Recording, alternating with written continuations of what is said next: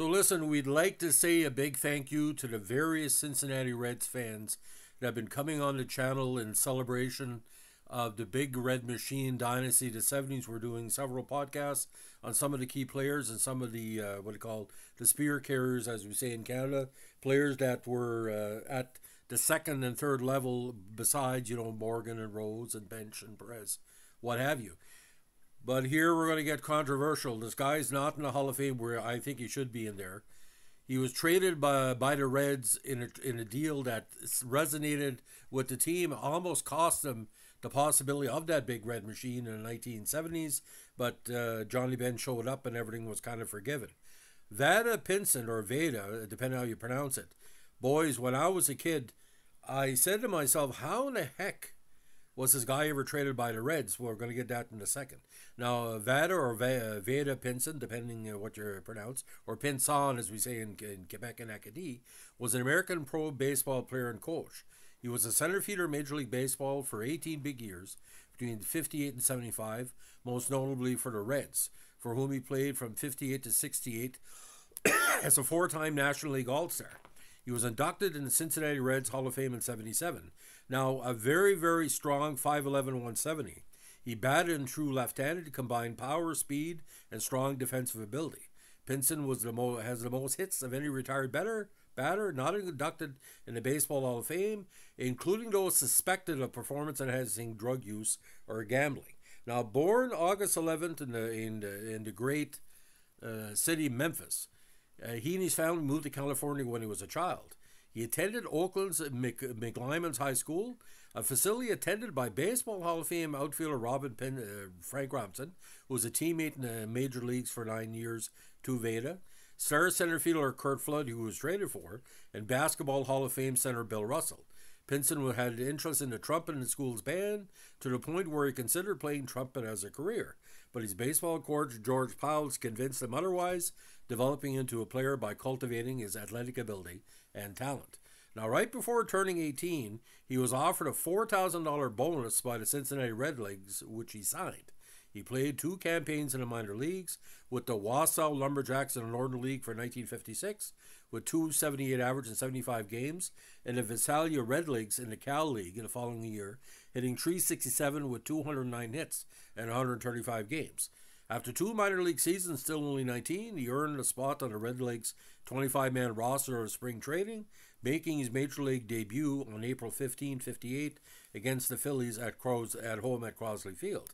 Batting second and starting in center field, he had 1 hit and 5 at-bats. His first hit was a single off future Baseball Hall of Famer Robin Roberts. 3 days later, in the Redlegs' next game, he hit his first home run, a grand slam, off Pirate starter Ron Klein at Forbes Field. A slump in May that lowered his average of 194, resulting in being sent to the Seattle Reniers of the PCL. He played 124 games there and hit .343 before being called up by Cincinnati again, going 4-12 in 12 games in September. He finished the campaign with a .271 batting average in 27 contests and 96 at-bats with a .352 OBP. The next season, 59, was his first full year in the majors, and he responded with big numbers, having a .316 batting average, .371 on-base percentage in 154 games, with 131 runs, a league high, 205 hits, 45 doubles, also league high, and 20 homers with 21 stolen bases. So he was a 20-20-20 man. He had an 880 OPS. He was selected to both All-Star games played that year, not playing in the first while pinch running in the second, and finished 15 in MVP voting. He led the NL in putouts as an outfielder with 423. The following year, he played 154 games again while having 107 runs on 187 hits, 37 doubles, a league high again, 20 homers, 61 RBIs, and 32 stolen bases on a .287 average and a .339 on-base percentage, while dropping in the vote the second season to 18th in the MVP voting. He had an OPS over 800 once again, had an 811, and he led the league again in putouts with 401. He was named to both of the All-Star games that year, batting once in the first game and having no at-bat in the second contest. However, the Reds won 67 and 87 and then was 6th in the National League. It was the worst season in terms of record in Pinson's tenure. Now, 61 was much the same in consistent production, playing in all 154 games for the third straight year, while having 208 hits, a career high and league high, on 607 at-bats with 101 runs, 34 doubles, 16 home runs, and 87 RBIs, while batting .343 with a .379 on-base percentage. He finished third in MVP voting while receiving a Gold Glove, his only career win. He had a career-high 883 OPS. He finished second in the batting title to Roberto Clemente, who edged him out by only 8 percentage points. For the third year in a row, he led the league in putouts with 391. That year, the Reds won the NL pennant, going 93-61, a 26-game improvement, while gaining the right to play the Yankees in the 61 World Series. However, Vada had only 2 hits and 22 at-bats for a .091 batting average, as the Reds lost to the Yankees in 5 tough games. The following year, played 155 games, with this being the first season of the NL having 162 contests, with 181 hits, 107 runs, 31 doubles, 23 home runs, an even 100 RBIs, 26 stolen bases on a .292 batting average, and a .341 on-base percentage. He had a .87 OPS, his fourth straight year, with an OPS above 800. He had 344 putouts as an outfielder, 5th best in the league. However, his season was marred by an embarrassing incident where he took a swing at club reporter Earl Lawson, who suggested that Vada would be able to hit for .350 if he went for bunts every so often instead of going for home runs, along with questionable fielding. The charges were dropped, but Pinson stated that was the most embarrassing moment of his career. Now, for 63, he played all 162 games, the only time he would do so in his career. Accordingly, he had 244 hits, a league high, 37 doubles, 14 triples, also league high, 23 homers, 106 RBIs, and 27 stolen bases, with a .313 batting average and a .347 on-base percentage. For the 5th and final straight year, he had the OPS above 800, slugging a percentage of .861. He had 357 putouts as an outfielder, third most in the league. But on September 11, '63, he recorded his 1,000th career hit, doing so against Claude Rameau of the Milwaukee Braves. He finished 10th in MVP voting. Robinson noted in his autobiography, Extra Innings, a story of him and Pinson inviting him then rookie Pete Rose to dinner during the season while helping to show him the ropes around the team and league. Pinson allegedly grabbed Lawson by the neck and pushed him against a wall in September '63, with Lawson filing assault and battery charges, although the trial ended a hung jury, no pun intended, 3 months later. Lawson also described Pinson as a rare talent like Mickey Mantle that combined speed with power. Pinson, one of the most graceful runners ever to put on a baseball uniform, gave the appearance of gliding across the ground, his feet barely touching the surface. Now, beat reporter Lawson again allegedly was not in favor of such a player with the Reds. He felt that he was a hothead. Now, Pinson played in 156 games the following year, getting 166 hits, his lowest at this point in his career, while getting 23 doubles and as many home runs, 84 RBIs, 8 stolen bases, and 99 strikeouts, a career high, with a .266 batting average and a .316 on-base percentage. He had 299 putouts as an outfielder, 5th most in the league, and he finished 18 in MVP voting. The Reds finished 92-70 that year, 1 game behind the Cardinals, and tied with the Phillies, who took both games in the final series of the season. Pinson at this point had 1,177 hits before he turned 26, the 5th most of all time, with the 4 ahead of him own being Ty Cobb, Mel Ott, Al Kaline, and Freddie Lindstrom, all being in the Hall of Fame. Additionally, he had more hits than before, being 26 than hitters such as Alex Rodriguez, Robin Yount, Hank Aaron, Jimmy Fox, and Buddy Lewis. Now, 65 was a fair improvement for Pinson, as he played 159 games while having 728 plate appearances and 609 at-bats, both career highs. He had 244 hits, second in the league, 97 runs, 34 doubles, 22 homers, and 95 RBIs, batting .305. He had a .352 on-base percentage and an .836 OPS. This was the final year with his teammate Frank Robinson, as Bill DeWitt traded him to the Baltimore Orioles on December 9, '65. That's all I can say, and I don't want to say we traded for it because, Bull Durham covered that. The following year, he played in 156 games while having 178 hits, 35 doubles, 16 homers, 76 RBIs, batting .288. He had a .326 on-base percentage and a .768 OPS. Although he's fourth in putouts as an outfielder with 344, he committed 13 errors, second most in the league. For 67, he played in 158 games, 187 hits, 90 runs, 28 doubles, 13 triples, leading the league again, 18 home runs, 66 RBIs, 26 stolen bases, 288 batting average with a 771 OPS. He had 341 putouts in the outfield, with 338 as a center fielder, second most in the league with a decrease in errors to 5. The following year, described by some as the year of the pitcher, was his final season with the Reds. He played 130 games, his least with the team in a full season, having scored 60 runs, getting 135 hits, 29 doubles, 6 triples, 5 home runs, 48 RBIs, 17 stolen bases, batting .271. His putout total of .271 was also a career low for him in a full season, although he did have a .978 fielding percentage. However, on May 26, 68, Pinson collected a double off Dave Gusty of the Astros to pass Ed Roush, who had 1,784 hits with Cincinnati for most hits as a Red. He retained the record for 4 seasons until Pete Rose passed him in early September 72. The Reds finished 83-79 that year, with Pinson finishing his Reds career on the final game of September 29th, where he went 1 for 2 and a walk. On October 11th, in a day that will go down in infamy for Reds fans, he was traded by Cincinnati to the St. Louis Cardinals for Wayne Granger and one Bobby Tolan. The same Bobby Tolan that a lot of people felt his 2 errors in Game 7 of the 72 World Series cost the team the world title. Now, since the trade in 68, numerous players have worn his jersey, number 28, from Tolan, who Pinson was traded for, to Anthony DeScalafini.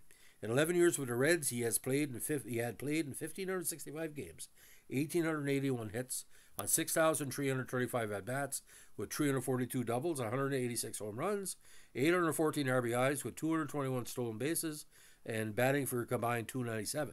His numbers for the remaining 7-year career were not as consistent, although he maintained fair production. In his only year with the Cardinals, he played 123 games, 10 homers, 70 RBIs, batting .255. He only had 1 error that season, which was first in the league. Pinson recorded his 2,000th hit after Pittsburgh Pirates reliever Joe Gibbon in the bottom of the 7th on September 1869. He then moved on to Cleveland Indians for 1970 with 24 home runs, which was a career high, 82 RBIs, batting .286 with 164 hits. The following year, 146 games, 150 hits, 60 runs, 11 home runs, 35 RBIs while stealing 25 bases, which left him 5th most in the American League, batting .263. Now, on October 5th, he was traded again by the Indians along with Frank Baker and Alan Foster to the California Angels for Alex Johnson and Jerry Moses. Now, with the Angels, he became more of a fan favorite because, for obvious reasons, the Angels were very popular at the time because of the Nolan Ryan situation. For 72, he played 136 games, 133 hits, 7 homers, 49 RBIs, batting .275. And left field, he had a very good season, 10 assists in his 112 games played there, with the former category being second in the league, while turning 3 double plays, a league high. He regressed slightly the following year with only 121 hits, 8 homers, 57 RBIs, and batting .260s. He appeared under 1,000 innings on the field for the first time since his rookie year at 58. His totals would go down the following 2 seasons. Then he was traded by the Angels for Bobby Rizano and cash. Now, the Kansas City Royals really, I don't know what they're stretching for in 75. Maybe he felt he could fill the hole around George Brett because he had a batting hole. In his 115 games for Royals the ensuing season, 122 hits, 41 RBIs, 21 stolen bases, batting .276. And he played most of his games at right field with occasional contests at left or center, logging in 860 combined innings while having a .980 fielding percentage. In his final season with Kansas City in 75, Pinson just played in 103 games with 71 hits, only 4 homers and 29 RBIs, with a career low .223 batting average. He played a good chunk of his field time in right field, with 5 games at DH. In his final game on September 28, 75, against the Rangers, he replaced Amos Olis in center and played the position for 3 innings, having one bat against Stan Peranowski in the 6th, grounding out. On December 15, he was released by the team. He was signed by as a free agent by the Brewers, but he was released by the team on April 4th, 4 days before the season started. Now, in an 18-year career, again with the Reds, Cardinals, Indians, Angels, and Royals, Pinson appeared in almost 2,500 games, 286 batting average, 2,757 hits, 1,365 runs scored, 485 doubles, 127 triples, 256 home runs, 1,169 RBI, 305 stolen bases, 507 walks, 327 on base percentage, and a 4.42 slugging percentage. He had 4 200-plus hit seasons in 59, 61, 63, and 65, batting over 300 in each season. He had a 981 fielding percentage and was a two-time Gold Glove winner, 61 and 62. Now, highly respected throughout the game and the fans and media alike. He was later coached for the Mariners between 77 and 80, 82, 83, the White Sox in 81, the Tigers from 85 to 91, and the Marlins in 93, 94, after his playing days ended. He coached on inaugural editions of two expansion teams, the Mariners in 77 and the Marlins in 93. Now, when he became eligible for the Hall of Fame in 81, it didn't come about. In his 15 years on the ballot, his highest total was 15.7% in 88. He fell off the ballot in 96, receiving just 10.9% of votes. Now, Vada's family includes three daughters, Valerie, Kimberly, and Renee, and his son Vada Jr. Now, Pinson retired from baseball entirely after the 94 season. On October 5th, 95, he was admitted to an Oakland hospital after suffering a stroke. Unfortunately, he died on October 21st, 95, leaving many people to mourn, and interred at the Rolling Hills Memorial Park in Richmond, California. Now, he deserves to be in the Hall of Fame for sure because of what he helped to do to build what he called the first edition of the Big Red Machine of the Reds. But a consistent guy, 20 home runs, 90 RBIs, 30 to 40 doubles, 30 stolen bases, good in the outfield. He is sorely missed. And I think if he was still alive, he'd be the Hall of Fame because more people would see at reunions for Cincinnati, the Cardinals, the Indians, the Angels, and the Royals. You would see him as deserving of being there. So, four-time All-Star appearances, both the games in 59-60, Gold Glove in 61, and of course, Cincinnati Reds Hall of Fame. But it's kind of interesting how it played out, ladies and gentlemen. He was never traded for his full value.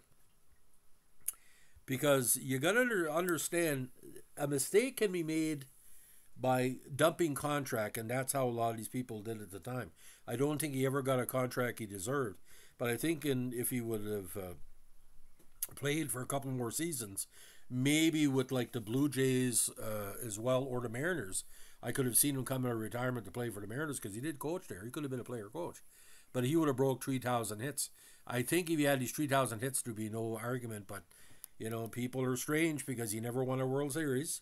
And Cincinnati only won, I think he only won one division title, or pennant with the Reds. And they seem, not say as disposable in the minds, because you think the Reds, you think of the 1970 Reds, but Frank Robinson and Vada in the 60s, was a big 1-2 punch. So, ladies and gentlemen, if you think he deserves to be in the Hall of Fame, please let us know.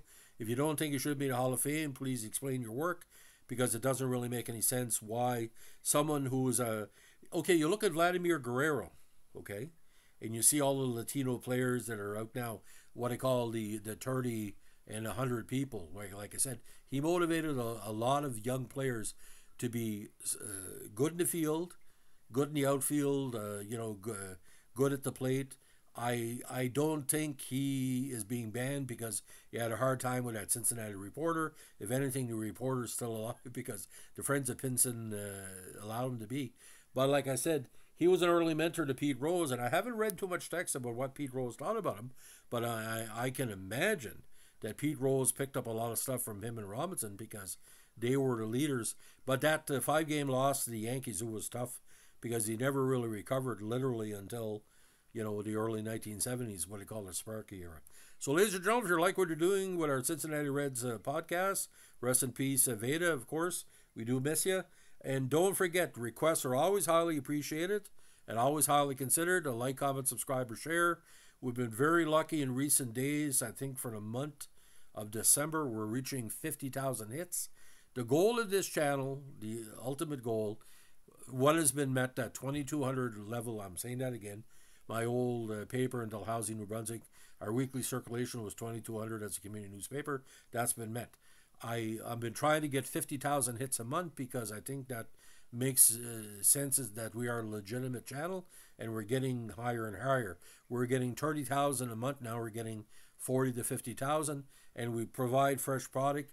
And we have archives as well. So if there's a hockey player, baseball player, football player that you like, put the name in our common search engine. If you find it, if you like the channel, tell your friends. Like I said, this is for you. If you have a request or if you want to see something done, we try to make an historical channel like baseball cards, but instead of like the two-liners and the old tops of the 70s, these are like 15 to 20-minute podcasts in tribute to the fans. You don't have to be a Blue Jay fan to appreciate the Reds. You don't have to be a Red Sox fan to appreciate the Cardinals. It's for everybody. Major League Baseball, it's a big buffet. There's a lot of great players that need to be still celebrated. What do you call nearly Hall of Famers or borderline Hall of Famers that are not in yet. And yeah, like our friend Ryan Thompson as well, talking about the late 19th century players. Check out his requests. They're quite interesting. Ryan has a good baseball name named Ryan Thompson. But that's the way it goes. So thanks for listening, ladies and gentlemen. Happy New Year. And as we say in the North Shore, keep your stick in the ice. Have a good one. Bye.